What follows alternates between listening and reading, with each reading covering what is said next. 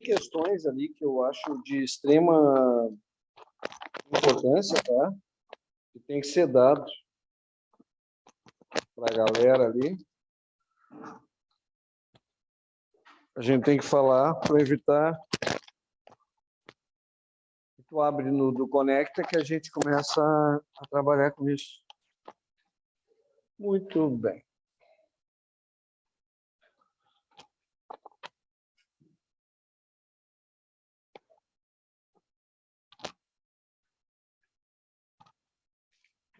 Vamos ver aqui.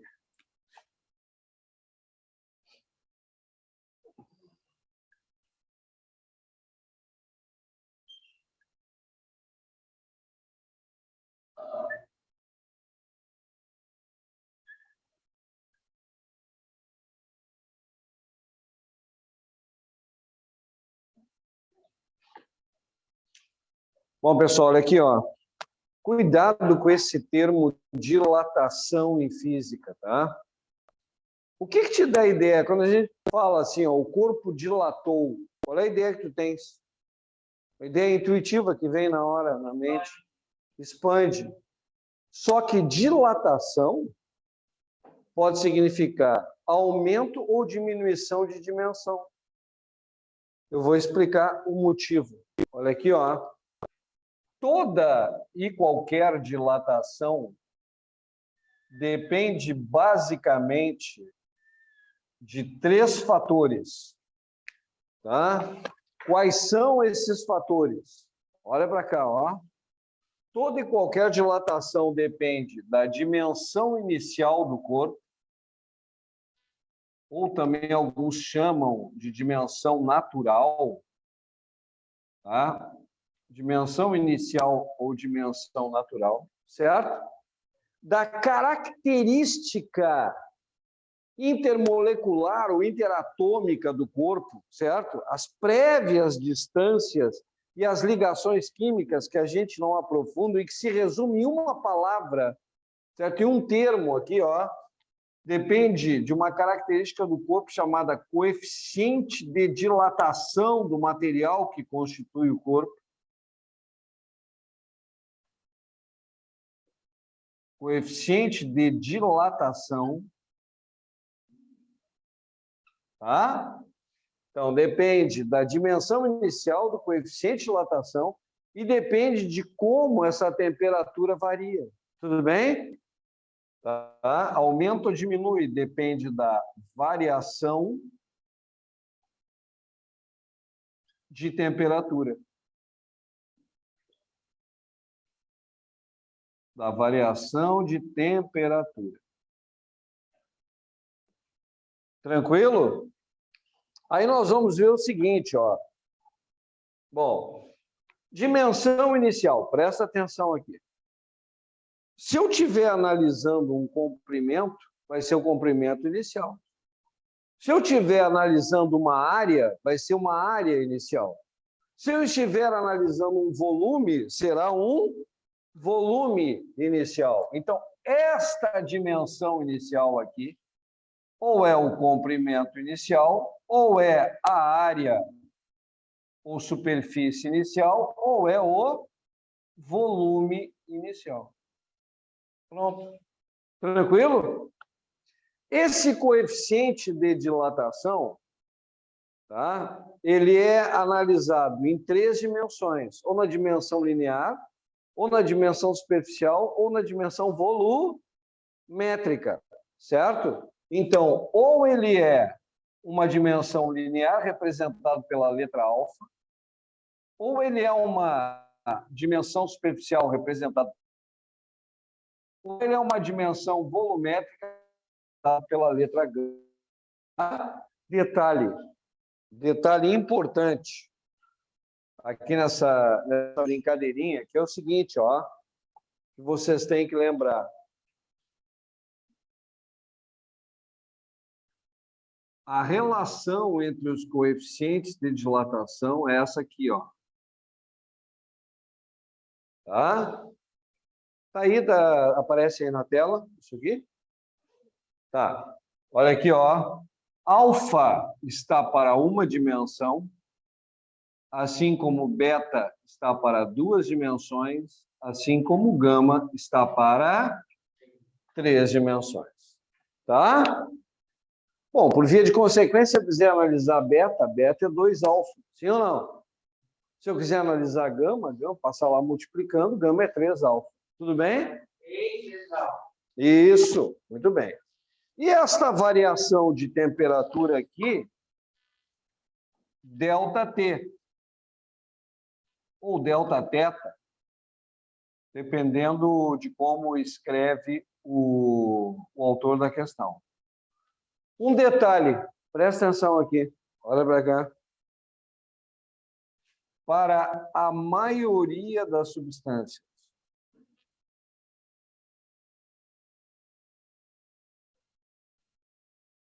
para a maioria das substâncias,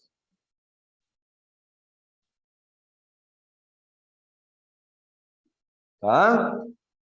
É uma coisa de extrema relevância.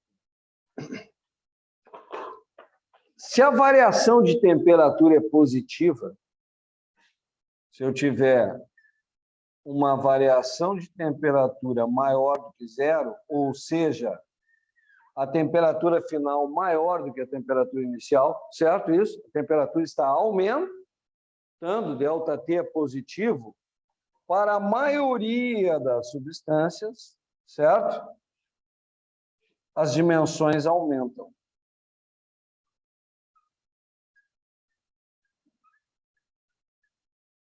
Ou seja, o corpo aumenta de tamanho. As dimensões aumentam.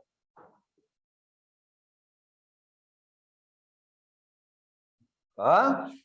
Para a maioria das substâncias. Agora, se a variação de temperatura for negativa, ou seja, o corpo está sendo resfriado, a temperatura final é menor do que a temperatura inicial, tudo bem? Está diminuindo a temperatura. Para a maioria das substâncias, as dimensões diminuem.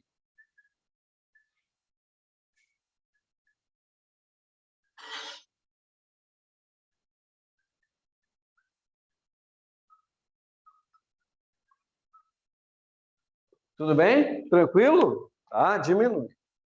Agora, o cara vai dizer para mim, tá, Ricardo, mas existem exceções? Existem. Não é esse. Não, é um último que está aí no... Deixa eu te mostrar onde é que está. Mas daí eu já te mostro, né? Para tu ver a capa aqui. Só um minutinho. Mando de novo para o Conecta? Aguenta aí que eu já te mando. Deixa eu olhar aqui. Onde é que está tu? Conecta. Qual é teu número? Eu vou ter que te cadastrar aqui.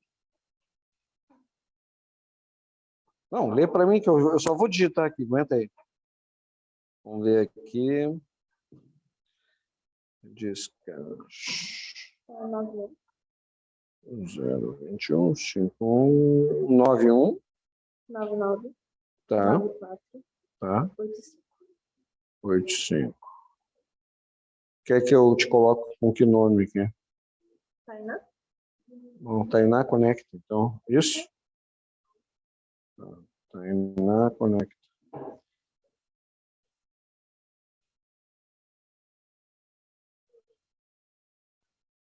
Tá. Agora vamos de novo. Aqui.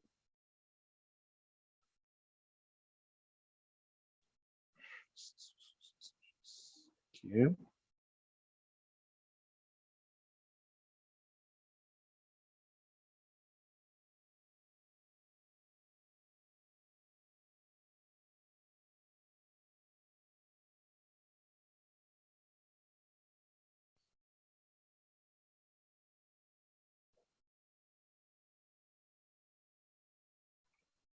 Esse foi para ti. Foi? Aqui consta como enviado. Bom, olha aqui, ó. Voltando, existem exceções. são aquelas coisas chamadas de anomalias, certo isso? De dilatação. Um exemplo é a água. A água é um exemplo, um dos exemplos. Essas anomalias, na maioria das vezes, elas ocorrem na curva de fusão, na passagem de sólido para líquido, certo? Tá? Essas anomalias são, respectivamente, a água, o ferro, o bismuto e o antimônio. Exatamente. Água, ferro, bismuto e antimônio. Agora, para sorte de vocês, só um minutinho, para sorte de vocês, esses três aqui, a análise do ferro, do bismuto e do antimônio, estão fora do conteúdo do ensino médio, não sei se me entenderam. Eles não colocam. Porque envolve estudo, de, por exemplo, aqui de retículo cristalino, profunda, entendeu? Eles se detêm onde? Onde é que eles ficam detidos? Aqui, ó, na água.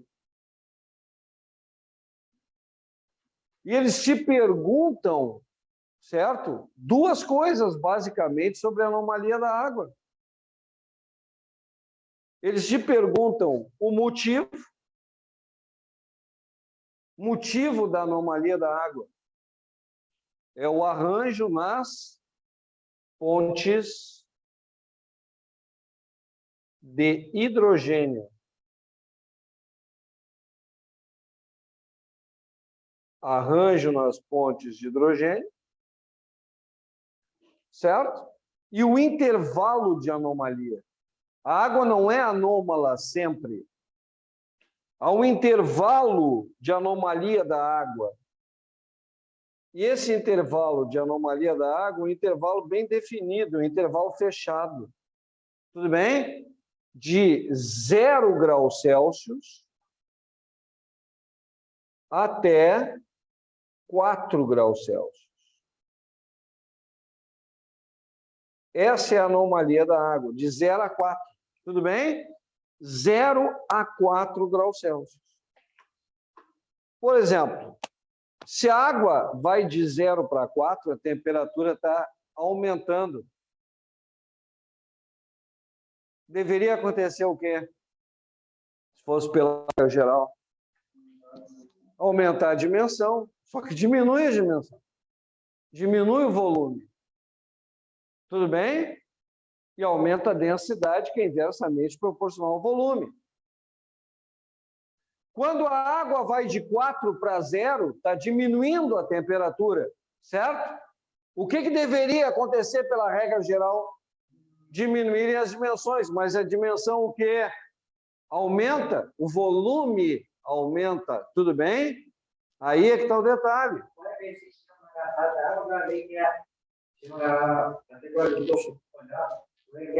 Sim, óbvio, se tu colocar uma garrafa PET, para não causar estrago, né? Se botar numa de vidro, quebra a garrafa. Né? Uma garrafa, boca de água, fecha bem e coloca no freezer, o que vai acontecer? Incha a garrafa, deforma a garrafa, sim ou não? Pô, mas como é que pode? Ah, pode é que enquanto o material da garrafa diminui a temperatura, faz parte da regra geral, diminui as dimensões, o que acontece com a água? Hein? Diminui a temperatura, aumenta as dimensões. Mas isso só vai de 0 até onde? 4 graus Celsius. Só para vocês terem uma ideia, a 4 graus Celsius, a água tem, tá? Volume mínimo e densidade máxima. Entenderam bem? Nesta temperatura aqui, ó, na temperatura de 4 graus Celsius, a água apresenta o volume mínimo e a densidade máxima. Então, é um comportamento, por óbvio, que não é linear. Pode cair o gráfico, até boto o gráfico para vocês aqui no quadro. Depois que vocês copiarem e fotografarem. Tranquilo isso? Tá? Beleza? Copia aí. Eu vou botar 2 gráficos, tá? Não. Apesar de não ser linear, tá? O comportamento, vou mostrar o gráfico, vou botar o gráfico aqui para mostrar. Professor, a depois da base é estável ou Não, a tendência é diminuir o volume, certo? A tendência é, mas aí depende de outros fatores, tais como a pressão também, tá? Por exemplo, a água no estado de vapor, os gráficos mais separados, então eles são maiores, por exemplo, Sim. Não, mas eu vou apagar aqui agora, vou colocar o gráfico e tu vai entender perfeitamente esse comportamento. Tudo bem? Tá? Posso apagar? Tá. Então, vou apagar aqui e vou colocar esse gráfico da água aqui junto com o gráfico. Vou botar um de vidro.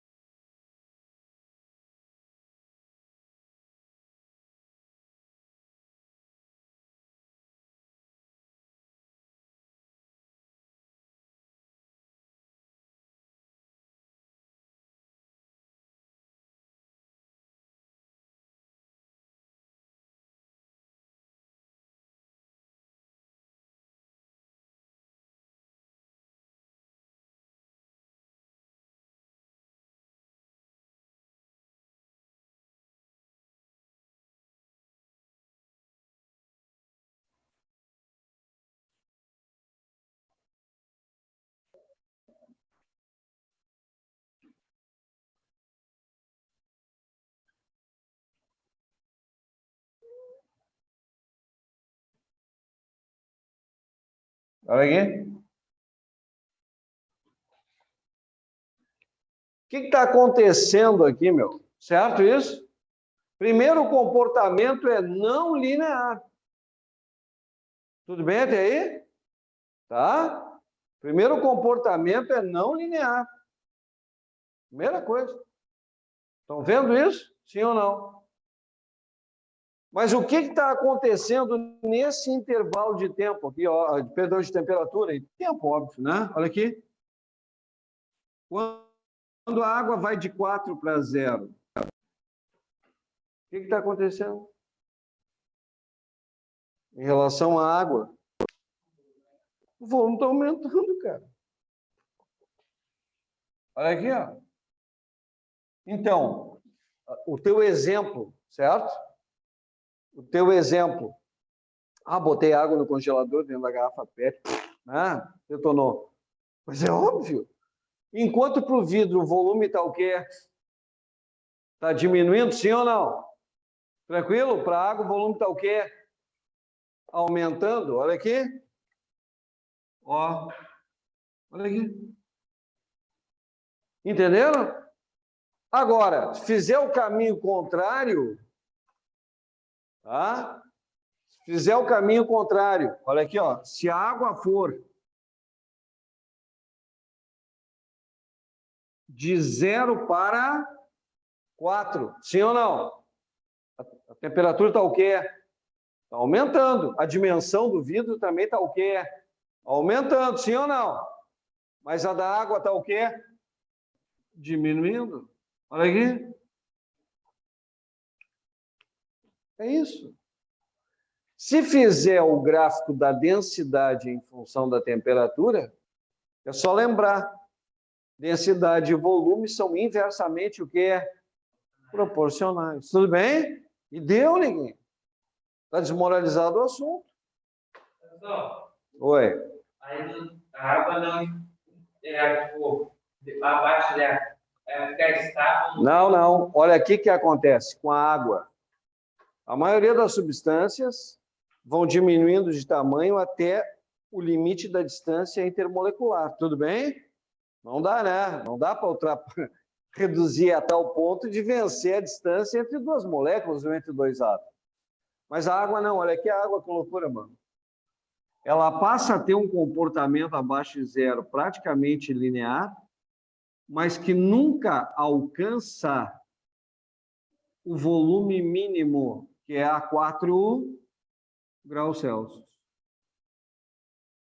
O volume mínimo da água é a 4 graus Celsius. Claro que dá para aumentar a pressão, dá para fazer a água super concentrada, dá. Como é que vocês acham que os caras fazem em viagens, né, interplanetárias? Ou...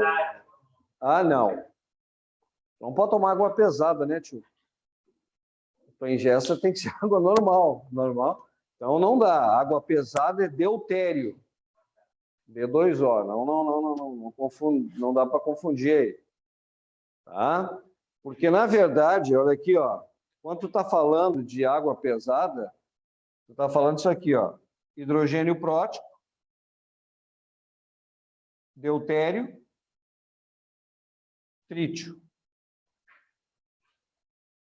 São o quê? Como é que você chama em química lá na aula do Paulo Silva? Isótopos, sim ou não? Tá? Então tá aqui, ó. Isso é o deutério. Isso é o trítio. Agora, quando na composição da água tu tens muito deutério, ela é chamada de água o quê?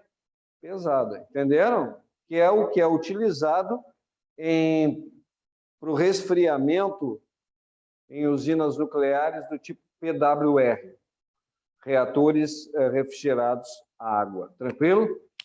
PWR. Entenderam aqui, sim ou não? Tá? Bom, então, essa é uma possibilidade de questão. Batam foto que eu vou botar, agora eu vou botar aqui no vídeo a outra possibilidade.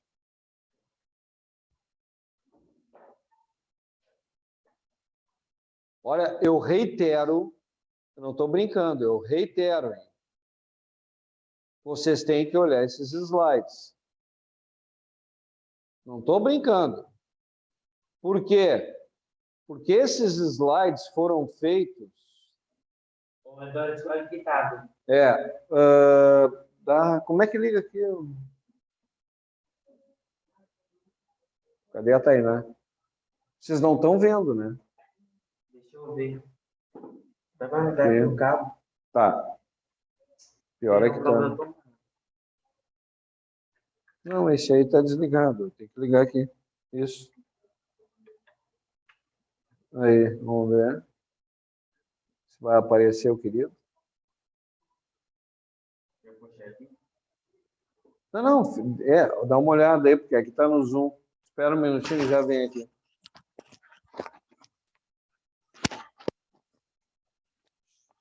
Ah, tá dividindo a tela. Não, mas eu vou ter que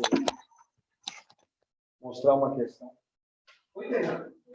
Tá bem, eu preciso mostrar uma questão.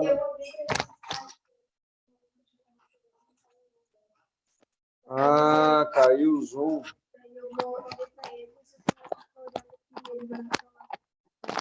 Pode? Vocês conseguem olhar?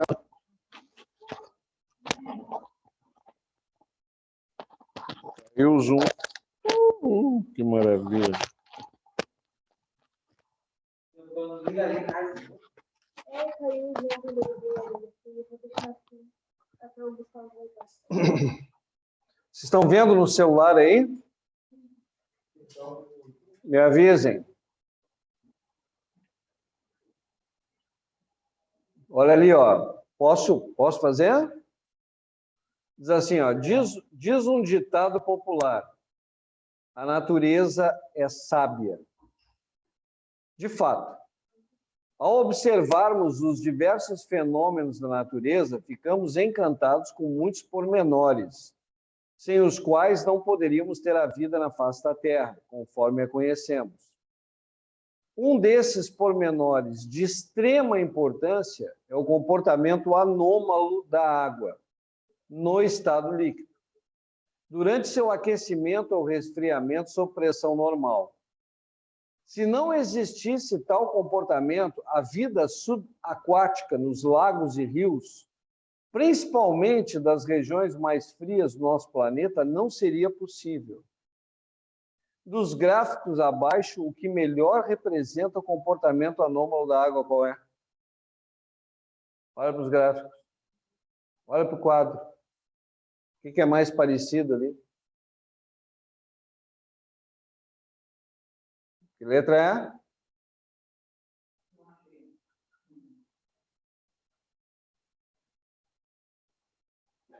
Acharam? Hã? Bah, número é um problema. Hã? Número do slide, mas tem que...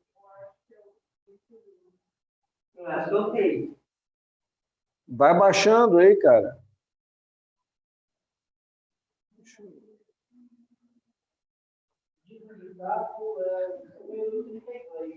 32? É isso aí. 32 do slide. Aí, ó. Que letra dá?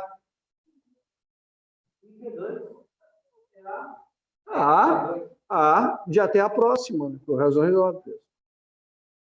Vem cá, tchê. Imagina se a água tivesse um comportamento de dilatação natural. Não existiria mar, não existiria lago no inverno, ia ser tudo congelado de cabo a rabo. Porque, agora, a natureza é tão inteligente, cara, mas tão sábia, que no rigor do inverno nórdico, congelam apenas as superfícies dos lagos. Quando chega a 0 graus Celsius, o que acontece com o gelo, velho?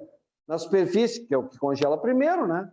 Está em contato com o ar primeiro, ele, ó, se dilata. E o gelo é um razoável isolante, o que é térmico. E aí, o resto do lago permanece no estado que é líquido. E aí a vida subaquática existe.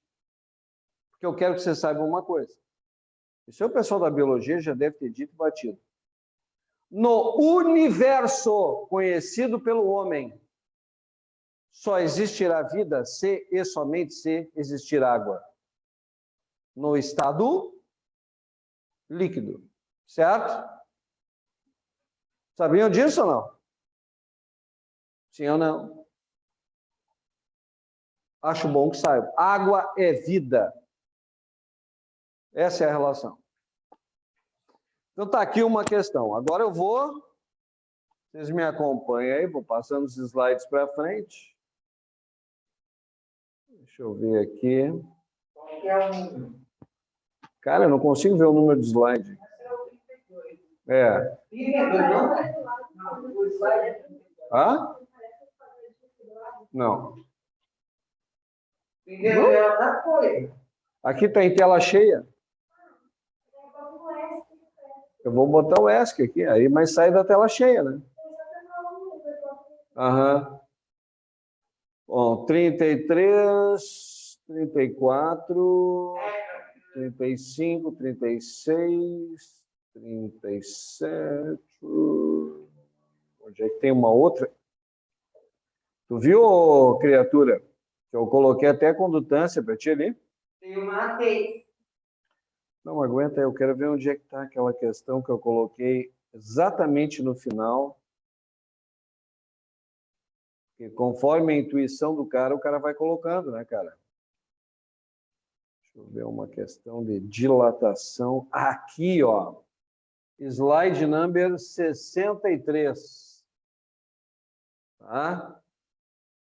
É outra questão, é outro assunto provável sobre dilatação. O maluco diz assim, ó. Uma placa de alumínio com um furo circular no centro foi utilizada para testes de dilatação térmica. Em um dos testes realizados, inseriu-se no furo da placa um cilindro maciço de aço. A temperatura ambiente, com crase e aquilo ali, né? O cilindro ficou preso à placa, ajustando-se perfeitamente ao furo, conforme ilustra a figura abaixo. Tudo bem? Agora, cuidado. Olha o que ele diz aqui. O valor do coeficiente de dilatação do alumínio é aproximadamente 2 vezes o valor do coeficiente de dilatação térmica do aço. Aquecendo-se o conjunto a 200 graus Celsius, o que é correto afirmar? Atenção. É óbvio. Por razões paquidermicamente óbvias. Olha aqui, ó. Tá? Se eu pegar, vou apagar aqui agora. Pegar a equação de dilatação.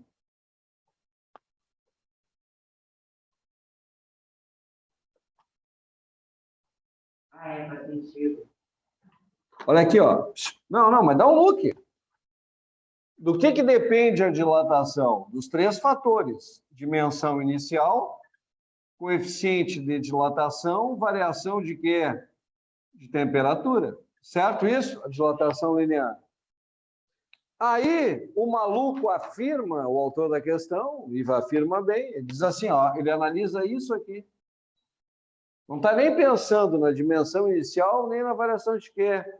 De temperatura. Dimensão inicial é praticamente a mesma, sim ou não? A variação de temperatura é a mesma. Mas o cara diz o seguinte,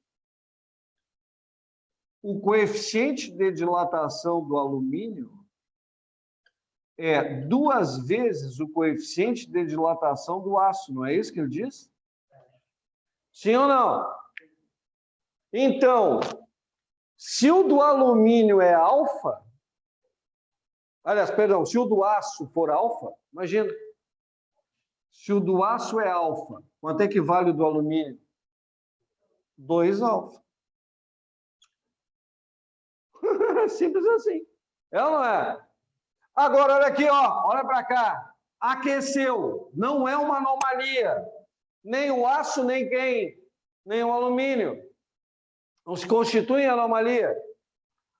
Aqueceu, aquele que tiver o dobro do coeficiente de dilatação, certo isso? Terá o dobro da variação de comprimento. Ou da variação superficial. Ah, não, mas Ricardo, eu queria analisar pela variação superficial. No problem. delta S, área, é S0 beta, delta T. Tem que falar. Certo isso? Olha o detalhe. Olha o detalhe, né?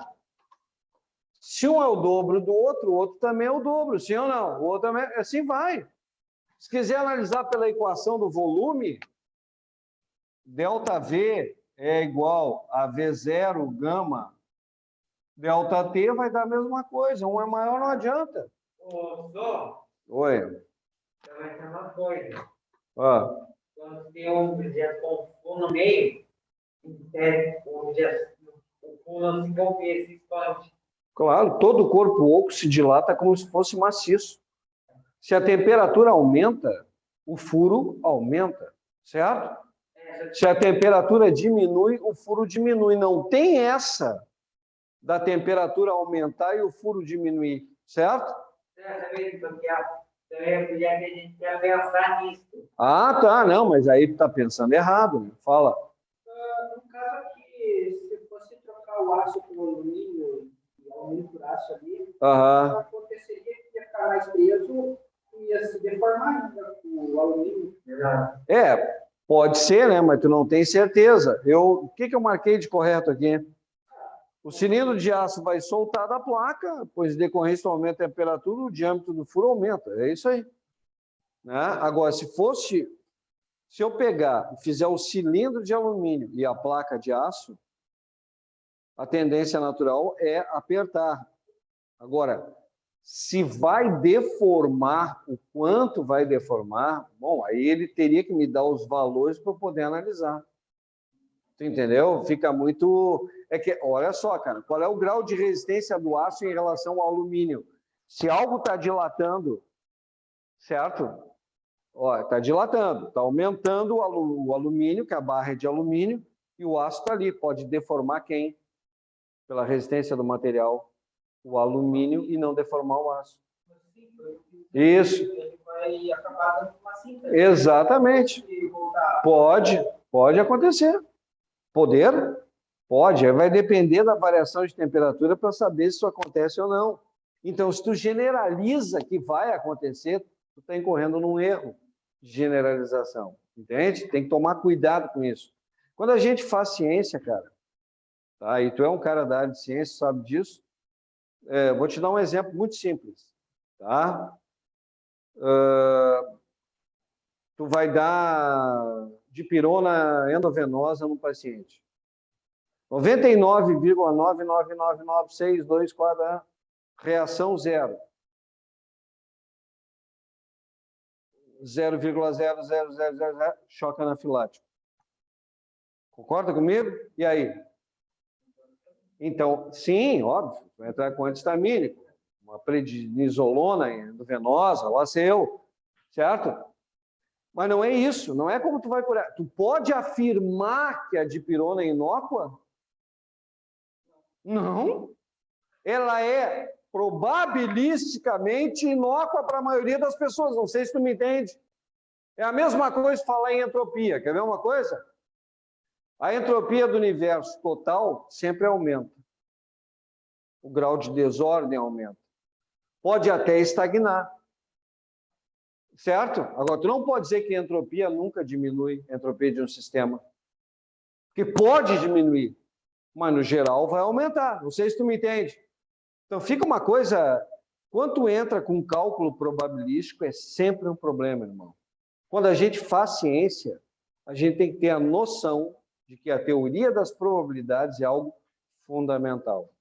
Tá? O meu tempo que é mais quando a gente está dentro errado que mais sério. É complicado, cara. Deixa eu ver uma coisa aqui. Olha aqui, ó. Outra questão. Isso aqui eu não me lembro se eu fiz com vocês ou não. Mas eu vou fazer porque eu estou acreditando nisso. Tá? Slide número 65, por obséquio. O cara diz assim, ó. Isso é lá na física moderna. O conceito clássico de trajetória de uma partícula não é adequado para descrever sistemas subatômicos. onde devemos considerar a mecânica quântica. A própria ideia de localização de uma partícula é um tanto inapropriado. Estou falando isso que a gente está falando de probabilidade agora. Tá? Ao invés da localização de uma partícula, temos geralmente regiões onde há maior ou menor probabilidade de detectá-la ao fazermos uma medida. Quando os caras estão lá no LHC, no Large Hadron Collider, no CERN, estão trabalhando com certeza ou com incerteza? Incerteza, tudo bem? Estão trabalhando com probabilidades. Sobre isto, há um princípio segundo o qual não podemos, em um mesmo instante, determinar a localização e a velocidade da partícula com precisão arbitrária. Aquela pergunta, onde está o elétron? Quem é que estabeleceu isso? Em 1927, quem estabeleceu isso foi esse físico alemão chamado Werner Heisenberg. Tudo bem? Grava isso. Grava esse cara, dá uma olhada nessas questões. Eu estou revisando com vocês aqui, baseado, sinceramente, na minha intuição. Não vou estar mentindo para ninguém aqui. Porque vem cá, vai cair a mesma questão que caiu na última prova? Igual? Claro que não. Pode ter aquela vantagem. Deus não vai dar. É, com o universo, né? É verdade. É que vai ter Ó, coisa que não está disso. sim, mas olha aqui, ó. Olha outra questão que tem a cara da URGS. Idêntica, praticamente. Questão que tem proposição. Frase 1, frase 2, frase 3. Os pesquisadores do projeto LIGO, Laser Interferometer Gravitational Wave Observatory, anunciaram no início deste ano a primeira detecção de ondas gravitacionais. Foi no ano passado, no retrasado. Como é que é? Não, eu estou aqui na 66. A anterior é a 65. Analise as proposições em relação à informação. Frase 1. Estas ondas, chamadas gravitational waves, ondas gravitacionais, elas se propagam com a mesma velocidade. Sim ou não? Sim, no vácuo elas têm a velocidade o quê? Da luz, porque supõe-se que elas sejam ondas de natureza eletromagnética. E todos vocês aprenderam que todas as ondas eletromagnéticas no vácuo propagam-se na velocidade da luz. Não sabia. Então grave isso, é importante. A frase 2. Estas ondas se propagam com velocidade superior à da luz? Claro que não.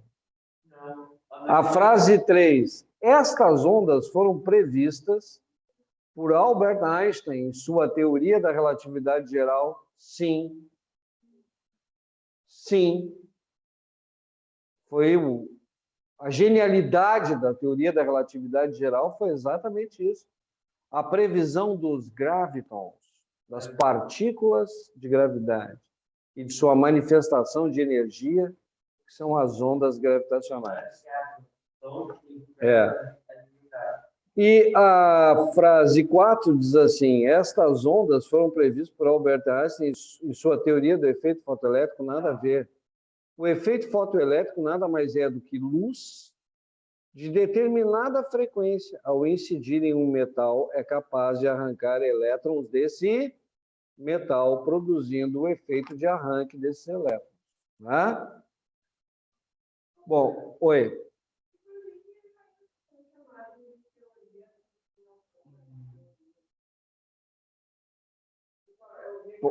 Deixa eu te dizer uma coisa. A pergunta é importante, por óbvio, mas sabe qual é a diferença entre uma teoria e uma lei?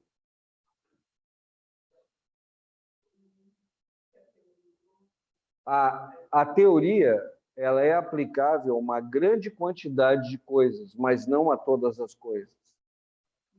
A lei, teoricamente, tem que ser aplicável a tudo. Só vou te dar um exemplo. de um erro crasso do ensino de física no ensino médio. Crasso, abominável erro no ensino médio. Quando ensina, os caras vão lá e ensinam segunda lei de Newton. Lei um cacete. Princípio fundamental da dinâmica, válido para velocidades muito abaixo da velocidade da luz. Uma das consequências do princípio fundamental da dinâmica é o princípio da inércia, quando a resultante de forças é igual a quanto? Zero. Única lei das três de Newton é a terceira lei. Essa sim, princípio da ação e reação. Mas ensina errado, falam errado, e fica por isso, escrevem errado em apostilas. Chega o professor em sala de aula e diz assim, aula que vem tem prova, você sabe, assunto leis de Newton. Porra, meu, aí deu. Então, quando a humanidade populariza o erro, é extremamente difícil, né? Quando a humanidade populariza o erro, é extremamente difícil a gente conseguir reverter esse quadro. Entenderam? Tá? Então tá aqui.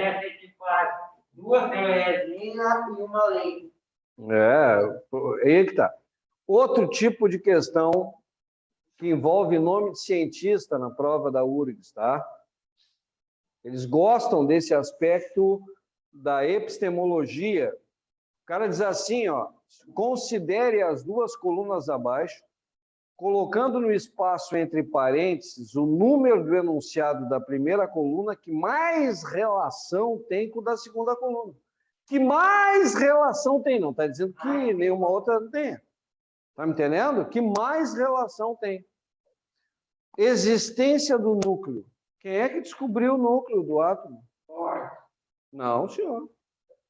Não, senhor. Ernest Rutherford. O átomo é extremamente vazio. A maior parte de sua massa está concentrada em uma região chamada de quê? Núcleo. Certo? E os elétrons giram em camadas circulares, segundo o Rutherford, errou aí, né? Certo? Tá? Porque as camadas são o quê? Elípticas. Somente a camada K é que é circular e assim mesmo está absorvendo e emitindo energia o tempo todo, né? Onde ele dá um chute, tem um chute do Rutherford maravilhoso, chute certo, né? Onde o raio da eletrosfera é cerca de 10.000 vezes o raio do núcleo. Né? Um chute maravilhoso que deu certo. Né? Então, o nome do cara para a existência do núcleo é Ernest Rutherford. Agora, determinação da carga do elétron. Quem é que equilibrou um elétron chamado experiência da gota de óleo? Equilibrou uma gota de óleo eletrizada com carga negativa em um campo elétrico. Quem é que fez isso? Robert Millikan. Ah, pois é. Experiência da gota de óleo. E tu quer ver uma coisa? Bom, mas agora eu vou virar para lá, tá? Olha aqui, ó. Deixa eu virar ali que eu vou mostrar um troço.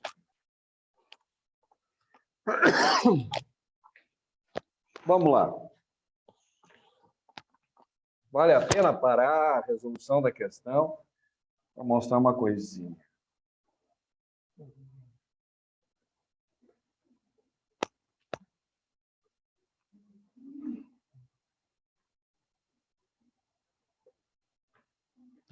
A outra coisa, hein? Vocês todos tratem de assistir a pré-exame de física. Eu vi os slides, foi o Gustavo que fez. Maravilhosos. A bota maravilhosa. Top.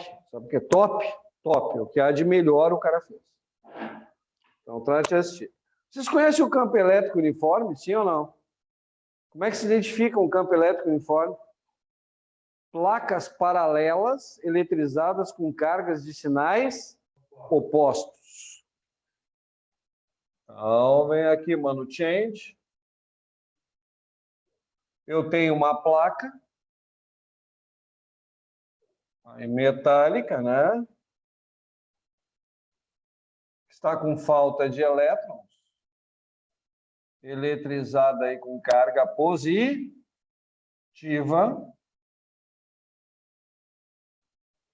Certo? E uma outra placa com excesso de elétrons.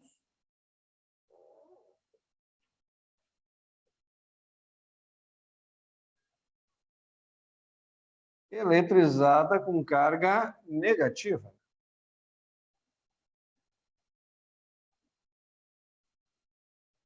Certo isso? Onde há uma diferença de potencial entre essas placas. O que fez o Millikan? O Millikan fez o seguinte, olha aqui, ó. Aqui, ó, ele pegou uma gota de óleo eletrizada com carga negativa,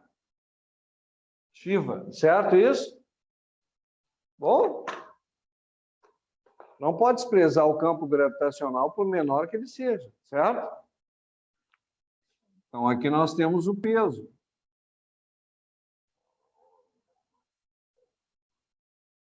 O peso, que é o produto da massa pela aceleração do campo gravitacional, certo isso?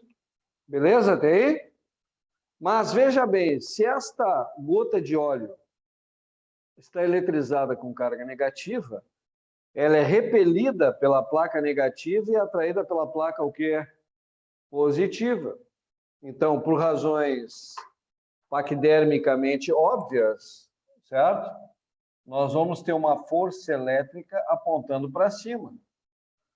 E esta força elétrica é o produto do campo elétrico pela carga. Isso aqui é a carga. Sim ou não? Está aqui. Fechou? Se ele equilibrou, a palavra equilíbrio, certo isso? A gota ficou equilibrada. Se houve no equilíbrio da gota de óleo no interior do campo elétrico, significa que a força resultante é igual a quanto? Zero, certo? Ou seja, estas forças se aniquilam, certo? Se anulam, né? Ou seja, porque o valor da força-peso é igual ao valor da força elétrica. A força elétrica é igual ao peso. Concorda comigo? O valor, o módulo, né? A intensidade. São dois vetores de mesma direção, porém sentidos o quê? Opostos, um apontando para cada lado, certo? Um para cima, outro para baixo. Então, aqui eu vou ter o campo elétrico que multiplica a carga igual à massa que multiplica a aceleração da gravidade.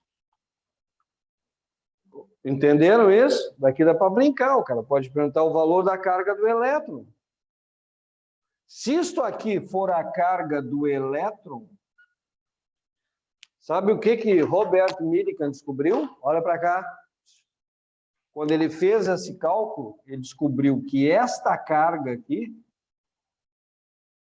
esta carga vale aproximadamente 1,6 vezes 10 elevado a menos 19 coulomb. Experiência da gota de óleo de Robert Millikan.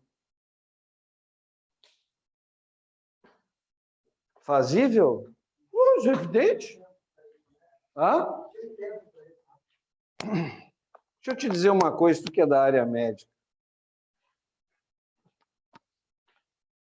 Deus sabe o quanto eu admiro a verdadeira classe médica. Os verdadeiros enfermeiros, os verdadeiros médicos, os verdadeiros atendentes de enfermagem. Deus sabe o quanto eu admiro. Tá? Porque os verdadeiros, não aqueles que foram lá entrar na profissão só para ganhar dinheiro. Tá? O dia que você fizer isso, você se torna um pobre diabo. Você é um infeliz. O dia que você se preocupar na sua vida única e exclusivamente em ganhar dinheiro, você já está praticamente morto mentalmente, na minha opinião. Tá? Mas Deus sabe o quanto eu admiro. Cara, Sem ciência, não existe medicina. Tu quer ver uma coisa? O cara que está pesquisando isso, ele é um físico. Está pesquisando uma série de coisas. Todo mundo dizia, esse tal de elétron, que foi o Stoney que descobriu o elétron. Esse tal de elétron, que é uma carga negativa, eu tenho que achar essa carga, e ninguém acha o elétron. Não sei se tu me entende. Tem um contexto atrás disso. Ninguém acha esse elétron, ninguém sequer sabe a carga desse elétron, quanto vale. Aí o cara, porra, pim! Olha, vê que não é o acaso. Olha, só um pouquinho, de repente eu consigo achar o valor da carga do elétron. É mais ou menos um bioquímico dizendo assim, pim! De repente eu consigo achar qual é a variante cis da rotação da molécula do DNA que fica suscetível àquela enzima, certo? X lá, e essa enzima é capaz de fazer com que esse material, que na verdade é um antivirótico, é capaz de invadir a parede daquele vírus. E aí vai salvar vidas, como é o caso do oseltamivir, no combate do influenza. Isso é fazer ciência. Então não é questão de ter tempo, não sei se tu me entendeu, é sair do mundo normal das pessoas e entrar num outro mundo, que é o mundo da ciência. E no mundo da ciência não tem certo e errado. Não sei se tu me entendeu. No mundo da ciência tem o quê? O mais provavelmente certo e o mais provavelmente errado. É louco isso. É por isso que eu adoro ciência. Caráter corpuscular da luz. Hein? Corpuscular da luz. O que vocês acham, criaturas do God? Luz é partícula. Luz é composta de quê? De partículas, porque pela teoria das colisões, ao incidir em um metal, arranca elétrons do metal. Quem é que disse isso? A minha avó ou o Albert Einstein? Ah, tá. Só para eu saber. Efeito fotoelétrico.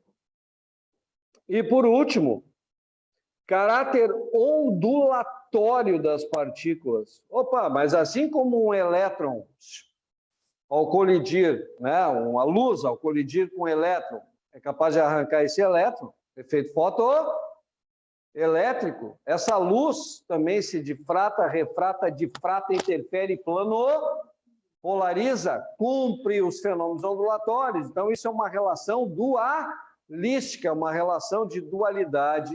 Quem disse isso foi o francês Louis de Broglie. Tranquilo? Essa criança em 1924. Então, esse é outro tipo de questão. Agora aqui, ó. Que é a mesma coisa. Isso aqui pode cair na prova de química. Mas também pode cair na prova de física. Nada impede. Faz parte dos dois programas. É o início da radioatividade. Cai mais na prova do Paulo Silva, certo? O que é uma partícula alfa? O que é uma partícula alfa? Atenção.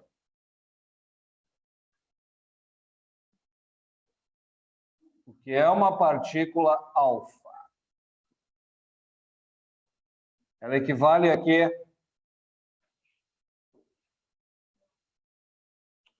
Ela equivale ao núcleo do átomo de hélio. É uma partícula alfa. Uma partícula alfa, uma partícula grandona e pesadona, número de massa 4, carga mais 2. Sabia disso, Lucifer? Aprendo. Tudo bem? Tá? O que é uma partícula beta?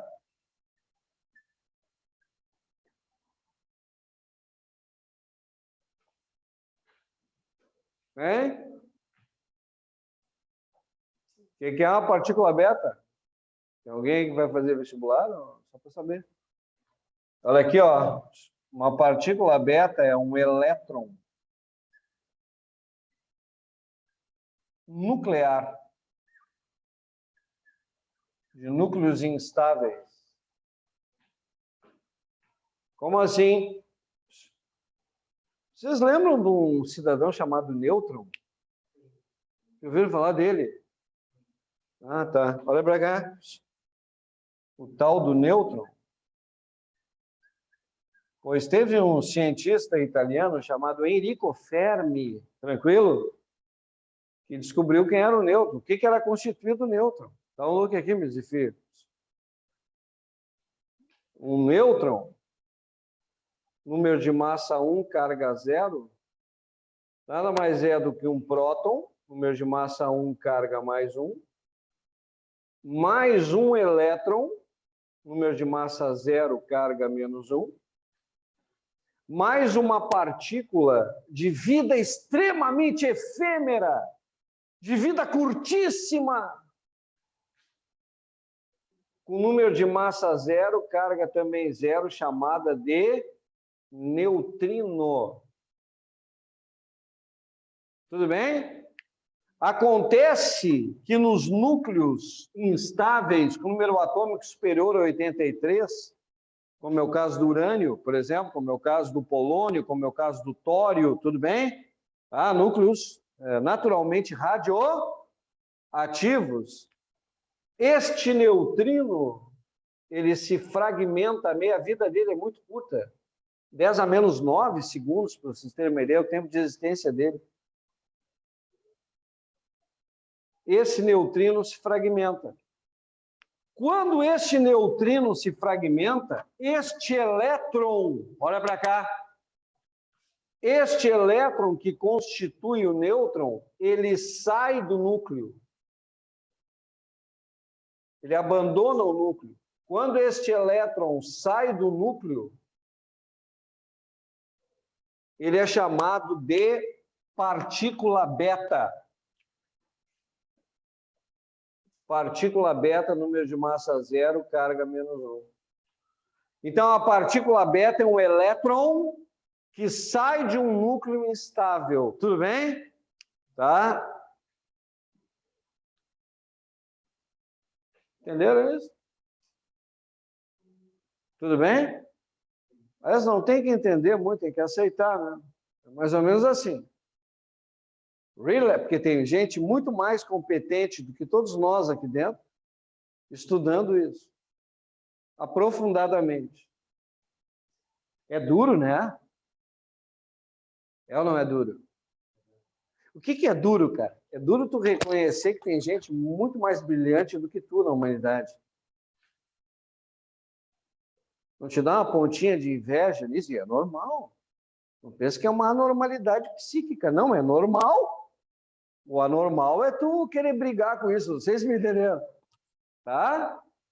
Mas um dia eu vou ser um cara famoso. Tá, então tá. Então descobre alguma coisa. Quem descobriu isso aqui foi Enrico Fermi. Tranquilo? Beleza? Olha aqui, ó.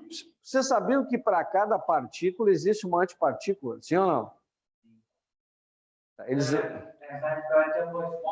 A antipartícula do elétron é extremamente importante saber.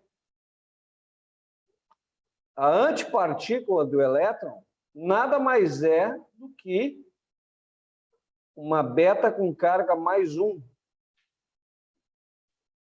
Ela é chamada de positron. Ou positrônio. Positron. Tranquilo? Tá? Para cada partícula existe uma antipartícula. Agora o detalhe... Vamos para o detalhe. O detalhe mais importante aqui dessa brincadeira, está vendo como é importante calcular a carga do elétron? Está vendo como é que é? A ciência é assim, cara. Descobre um negócio, né? Aí já se descobre outro, e se descobre outro, e vai se descobrindo. Agora, o mais interessante de tudo aqui é o seguinte, ó. Toda emissão de matéria tem que vir acompanhada de energia. Se emite matéria, tem que emitir energia. Mas como é que eu sei? Sou bidu, tenho bola de cristal, jogo búzios? Não. É porque o próprio Einstein comprovou isso. Né? Matéria nada mais é do que um formato de energia. Certo? Então, se toda emissão de matéria implica em emissão de energia, surgiu a emissão de energia através de uma radiação eletromagnética.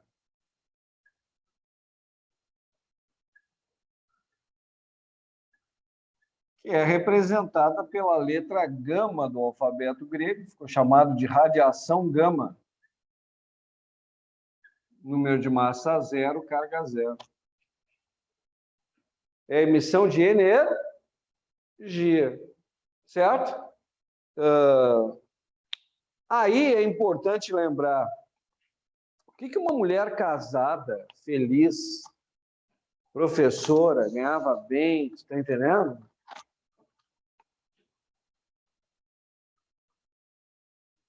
Não precisava muito da vida, casada com um cara relativamente bem de vida, certo?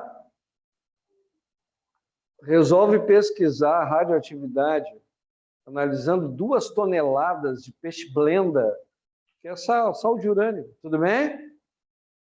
E descobre a radioatividade. O nome dela, Maria Slodowska, que como casou com um francês chamado Pierre Curie, recebeu aí o epíteto, né, de Marie Curie, primeira mulher a ganhar um prêmio Nobel de Química na história da humanidade, aí, gurias. Um gênio. Morreu de câncer. Sabe o corneteiro da igreja? Morreu de câncer.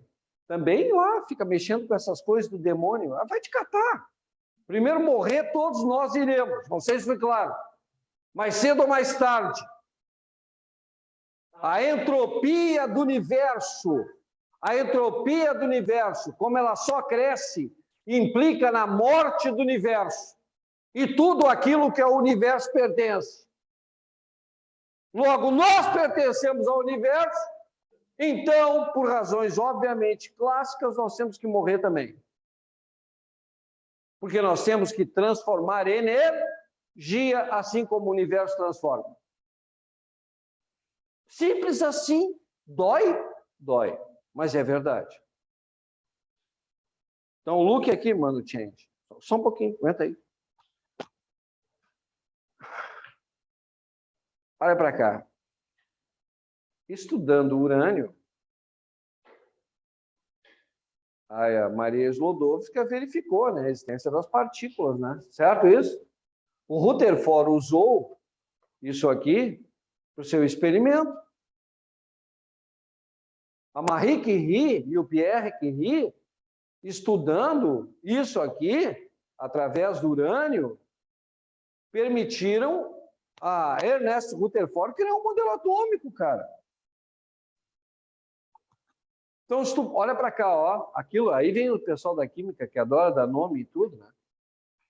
Lady Soddy, tranquilo? Olha para cá.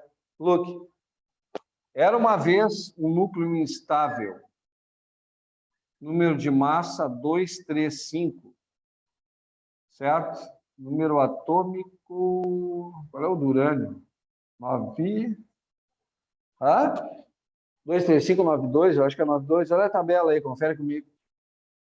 Eu não lembro mais de cabeça. Olha aí para mim. Tem uma tabela aí contigo, né? Eu acho que é 9,2, eu não me lembro de cabeça. 9,2, ainda eu não estou com Alzheimer ainda, tudo bem? Está aqui, ó, 23592. Ele emite um pedaço de si. Olha para cá. Ele manda embora uma partícula alfa. Porque tudo que é instável está buscando a estabilidade. Quer ver como na vida é prática isso? Quer ver? Porra, tu tá desempregado, certo isso? Longe de casa, ganhando pouco, né? Vamos supor. Então, um estudante, passaram no Enem lá na Universidade Federal da Paraíba, não sei se, claro, tu tá lá, mal na foto. Qual é a tua tendência natural? É buscar a estabilidade, certo? Tentar arrumar um emprego, sim ou não? Um estágio remunerado, tentar estabilizar. O núcleo de urânio instável, ele vai jogar para fora pedaços de si, tudo bem? Na busca da estabilidade. Qual é o sonho de todo e qualquer elemento radioativo? Ficar estável. Ou seja, se transformar em chumbo. Ah, um dia eu vou ser chumbo. Sim ou não? Tá? Porque o chumbo é estável. Tá ligado? Então, olha aqui, ó. Ele emite, certo? Ele vai emitir uma partícula alfa, número de massa 4, carga mais 2. Isso aqui é uma partícula emitida, certo isso? Emitida. Ele perdeu isso. Então, o que esse núcleo perdeu? Eu vou fazer bonitinho, hoje eu estou afim.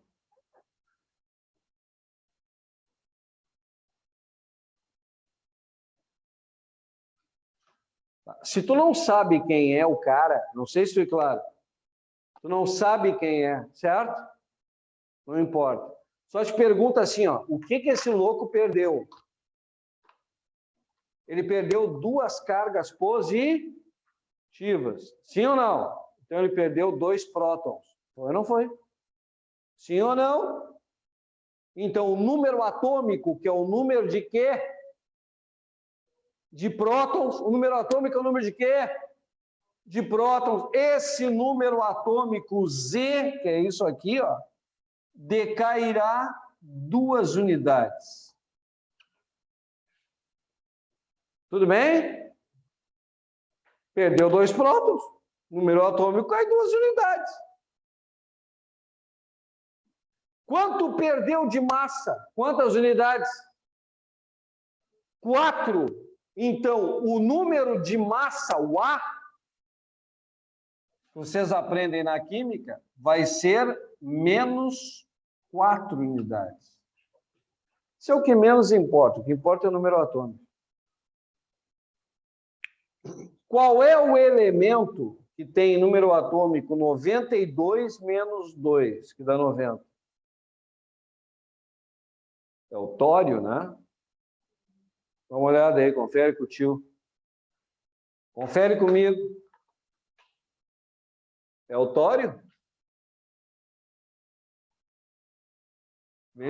Tório, né? Número atômico 90. Número de massa 231. Ou 23, alguma coisa. O número de massa é uma imprecisão com muitas casas depois da vírgula. Tudo bem? Tá? Fica aqui, olha para cá. Não tem que emitir. Toda emissão de matéria implica emissão de quê junto? Energia. Então, junto aqui, será emitido radiação eletromagnética do tipo gama. Isso aqui vocês aprendem na química com o nome de lei de Soddy, emissão alfa. transmutação natural do tipo alfa. Tudo bem? Agora,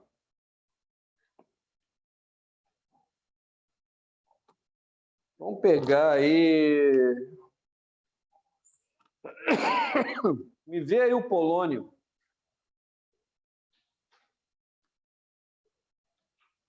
Número atômico, número de massa dele.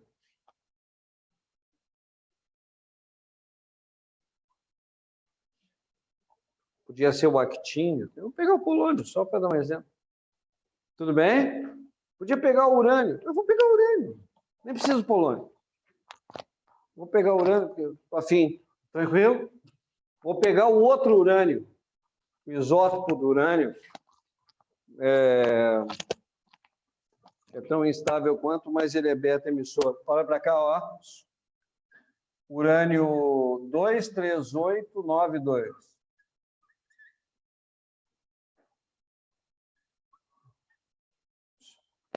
Aí ele emite uma partícula beta. Número de massa 0, carga menos 1. Tudo bem? Número de massa 0. Sim ou não? E ele vai se transmutar em quê?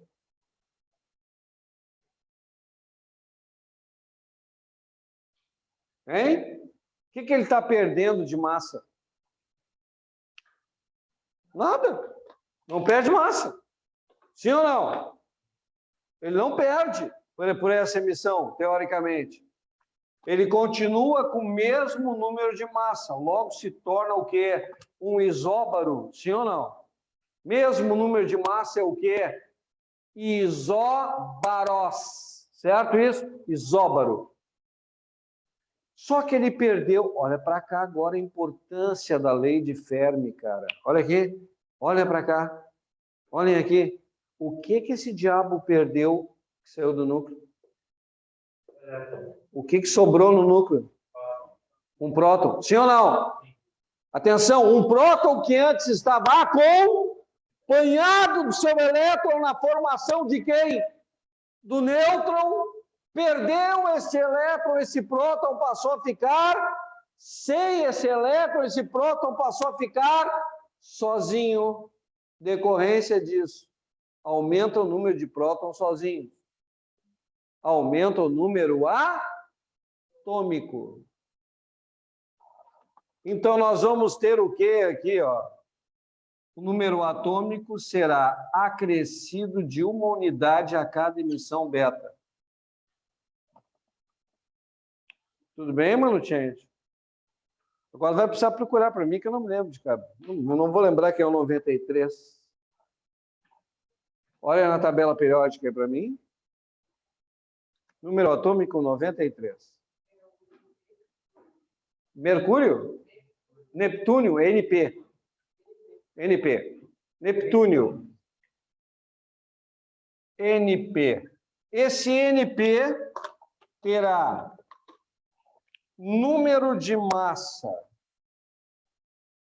238, é um isóbaro, só que o número atômico será quanto?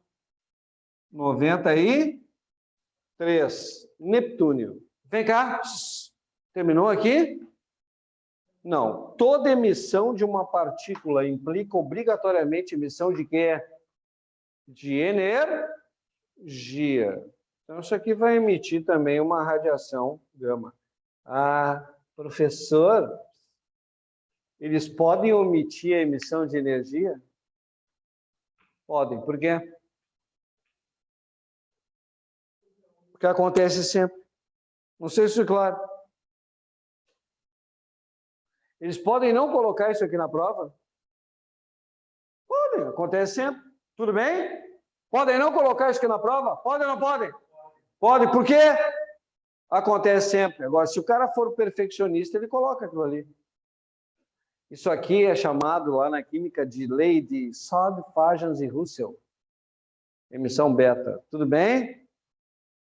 Então aí, cara, vocês estão vendo o que está aí nesses slides, são essas brincadeiras. Tudo bem? Por exemplo, é importante saber a idade das coisas ou não? É ou não é? Claro que é, cara. Se usa coisas muito antigas, né? Tipo Santo Sudário, é antigo, tranquilo? Não muito, né? Um pouquinho antigo, não muito, um pouquinho. Ah, quantos séculos faz o Santo Sudário?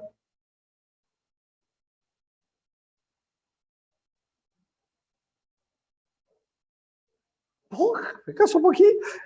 Estou em Marte ou estou no planeta Terra? Quantos séculos faz que enrolaram o corpo de Cristo em um manto chamado sudário? Porra, mas que merda! Que século que nós estamos, tchê? Ah, não pode dizer palavrão. Digo, o maior palavrão que existe para a humanidade, indubitavelmente, é a ignorância. E manter-se nela é pior ainda a emenda que o soneto. Tudo bem? Nós estamos no século XXI, só para avisar. Tudo bem? Tá. Formação da Terra, mais ou menos, hein? Quanto tempo o planeta Terra foi formado, segundo pesquisas aí? 4,5 bilhões de anos. Como é que nós vamos medir esse tempo, caraca? Né? É difícil pra caramba.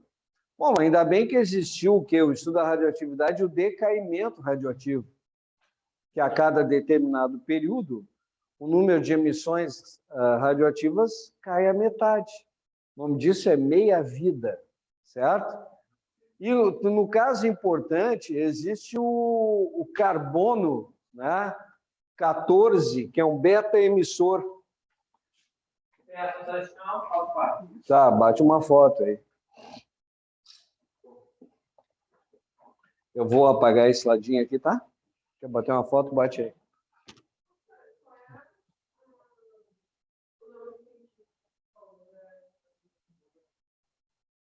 Enrico Fermi.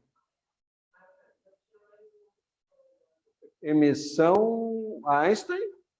Transformação de matéria em energia. Mas está falando...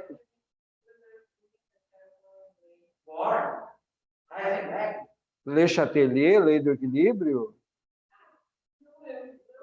Lavoisier, mas Lavoisier é um pobre diabo, né? Entre aspas, né? Schrödinger, para o átomo probabilístico. Porque tudo envolve energia. Vê depois e me pergunta. Lei de Sode. Essa é a emissão alfa, né? Lei de Sode, Fajans e Russell, emissão beta. Isso, tá? Falta quanto? 2 minutos. Ah, tá, mas esse é o maior detalhe. Time é detalhe. Vamos botar um outro time importante aqui agora.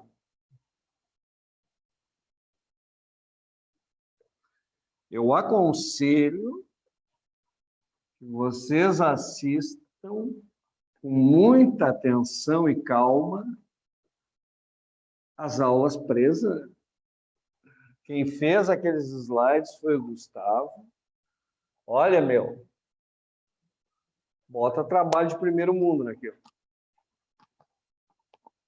Trabalho de primeiro mundo. Aquilo ali é... Dá para brincar em cima daqueles slides.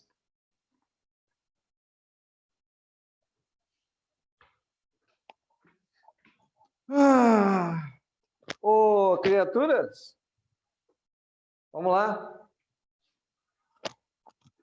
O carbono 14, número atômico, 6, né? Certo isso? É um beta emissor, tá bom? Então, emite uma partícula beta, que é um elétron nuclear, e se transmuta em quem? Bom, aí na hora, quando tu tem a tabela periódica, fica fácil. No caso da prova de física, eles te fornecem ali algum dado, para não ter que usar a tabela. E no caso da prova de química, eles vão te dar a tabela, né? Certo isso? Concorda comigo? Tá? Bom, esse cara vai se transformar em um elemento onde não perde, teoricamente, a massa é a mesma, o número de massa, o A, certo isso? É um beta emissor, é um isóbaro, né? E aqui eu vou ter Z mais 1.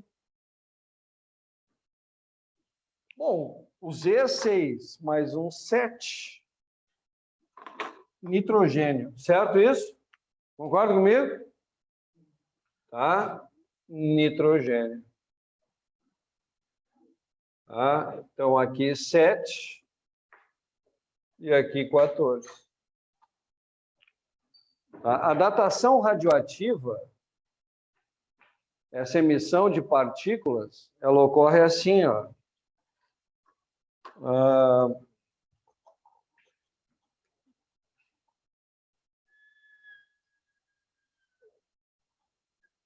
Tá? Onde isso aqui é o número de emissões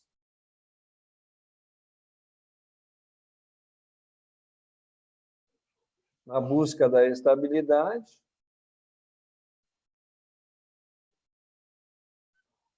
Pelo tempo. Certo? Não vou enlouquecer vocês muito, só vou botar aqui, ó. Isso aqui é uma curva de decaimento exponencial.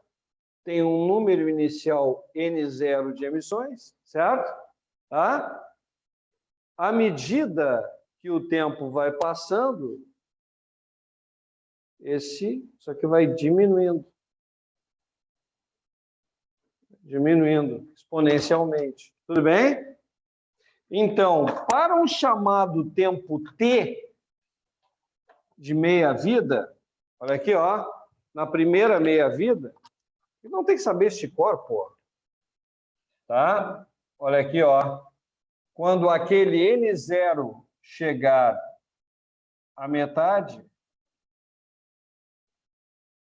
então aqui é o seguinte.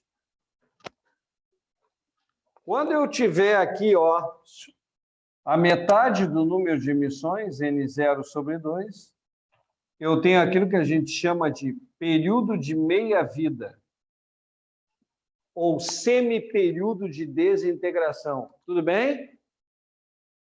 Isso aqui é chamado de meia-vida. Tá? Isso aqui, ó. Esse tempinho aqui é o período de meia-vida.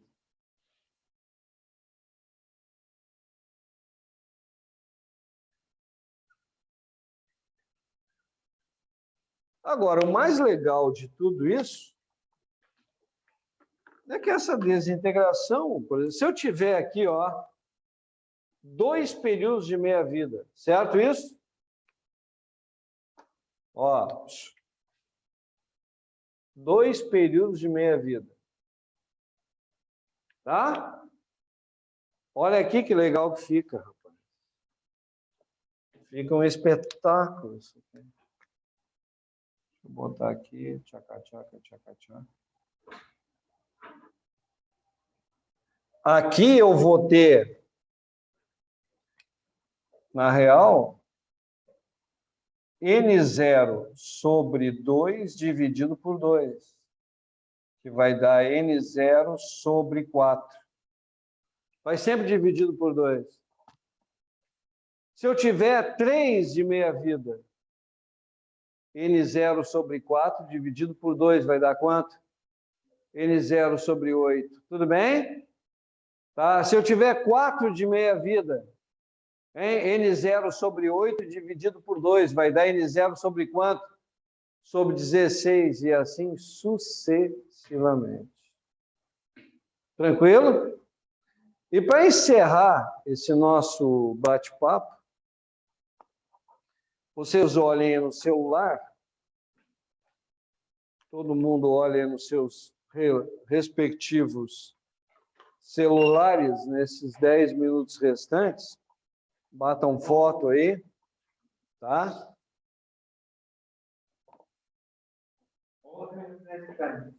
Ô, Tainá, tu manda depois pro grupo deles aí. Já? Obrigado, lindo. Aqui, ó, tem gráfico do decaimento radioativo aí no celular. Estão vendo aí? Tá? Coloquei tudo, cara. E isso aqui, eu acredito mais na prova é nisso. O slide número 71. A diferença entre fissão e fusão.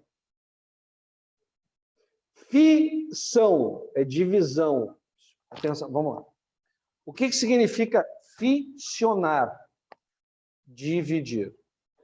Fragmentar. Tudo bem? Fissionar. Imagina o seguinte, tem essa cadeira aqui. Eu pego uma escopeta, carrego ela com um projetil dum-dum, pump aqui, e dou um tiro bem no meio da cadeira. Eu divido a cadeira. Sim ou não?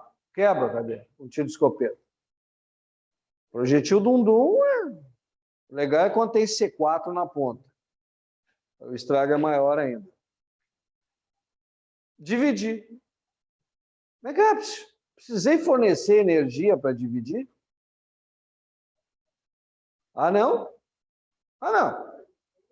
Eu não forneci energia quando eu dei um tiro na cadeira? Não forneci energia para a cadeira? Levar um tiro é receber energia.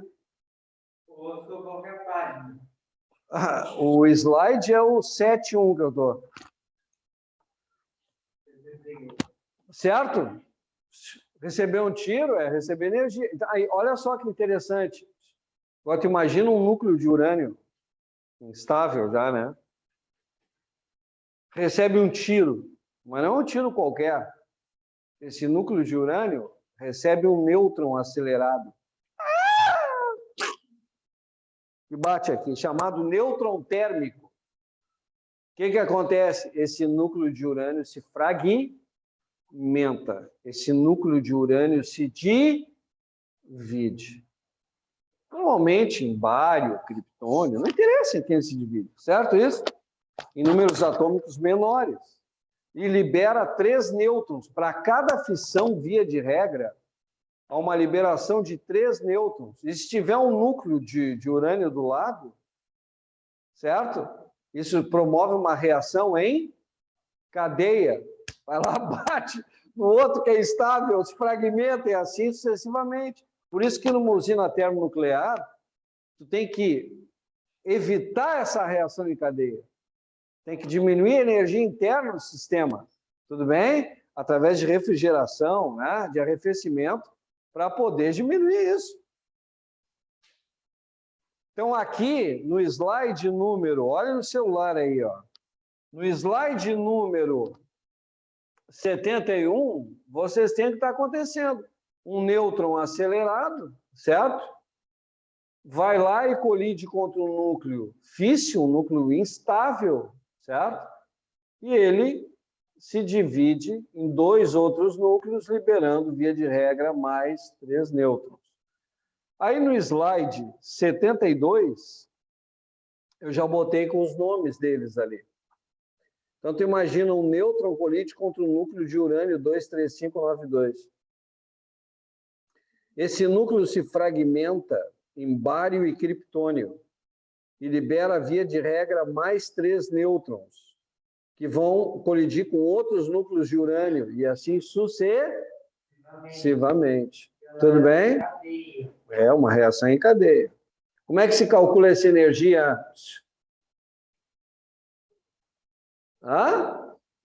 Diferença de massa vezes o quadrado da velocidade da luz, ΔM vezes C ao quadrado.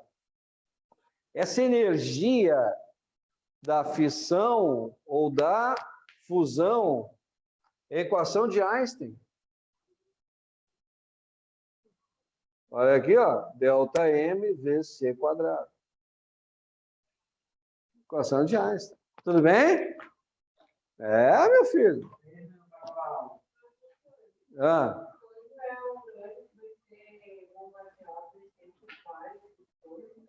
Depende do tipo de colisão. Pode não ser obrigatoriamente. E aí, criatura, mas olha, a pergunta dela é importante. Aí é uma loucura. É uma loucura muito legal. Por exemplo. O normal é que ocorra bário e criptônio. Mas dependendo da velocidade de colisão, do ângulo de colisão, pode fragmentar, porque esses núcleos não necessariamente são iguais. Não sei se você me entende. Pode lascar um pedaço da cadeira com um tiro de escopeta e não a metade da cadeira. Então tem que entender isso, né? Pode. Olha aqui, ó. Aqui estão as reações possíveis, tá?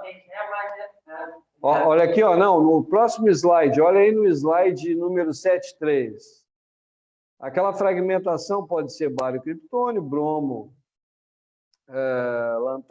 lantanídeo, estrôncio molibdênio, iodo, irídio, certo? Depende. Tá? Claro. Existe iodo radioativo. Ele é artificial, né?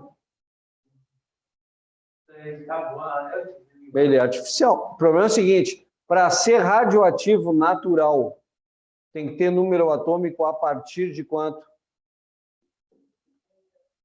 A partir do chumbo. A partir de 84, porque 83 é o chumbo. O chumbo é o quê? Estável. E via de regra, ainda para ser radioativo, tem que ser a partir de 83 e via de regra, número de massa superior a 200. Não obrigatoriamente, mas isso é na radioatividade natural. Na radioatividade artificial dá para fabricar coisas incríveis. Bom, aqui, ó, o outro processo, o próximo slide aí, a fusão nuclear. Fundir, pelo amor de Deus. O que é fundir? É juntar, é unir, cara. Certo isso? Então, a elevadíssimas temperaturas no interior de estrelas, como o Sol aqui na Via Láctea, temperaturas que nós estamos falando aí de 10 milhões de graus Celsius, tudo bem? É, exato. O estado físico é o plasma, é verdade. Cara, 2 átomos de hidrogênio, pode ser ou um átomo de hidrogênio, um átomo de deutério, depende, ou 2 de hidrogênio, aí depende das reações, tudo bem? Se unem, tá? Se transforma em hélio, tudo bem? Liberando energia, com detalhe, hein? Em termos de liberação de energia, de conservação de energia, é mais fácil construir ou destruir? Destruir. É muito mais fácil dividir do que unir. Unir vai liberar mais energia porque requer mais energia. Então, aqui vocês têm, só para terminar a aula, olha ali, ó, um átomo de trítio, um de deutério, se unem, formando hélio, liberando um nêutron, mais energia.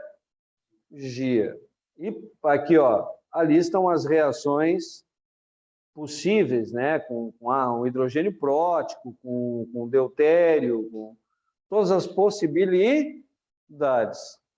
Algo sobre tudo isso que a gente falou de física moderna vai cair. Também acho que vai cair Arquimedes, quer saber, empuxo, ou pressão, Stevin. Mas isso nós vamos ver na pré-exame. Estejam atentos na pré-exame, relaxados. E um detalhe, olha aqui, ó. Como é que nós vamos fazer a prova? Como se estivesse indo para a praia, não sei se ficou claro. Chinelo, uma sandália leve, bermuda, um vestidinho leve, tudo bem? tá? Estética, não se preocupe com ela, nenhuma. Alimentação leve, tranquilo. Quem for hipotenso aí, tem a pressão baixa, não existe nada melhor do que água de coco, geladinha. Já viu baiano com pressão baixa? Eu nunca vi. Tranquilo? Então, por hoje é só. Beijo no coração. Fiquem com Deus. Tchau, tchau.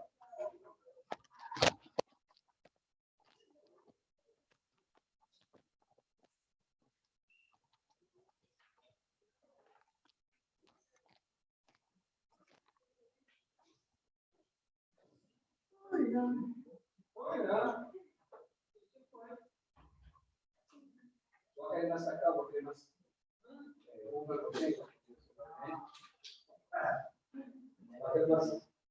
Coloca aí nessa. Ai,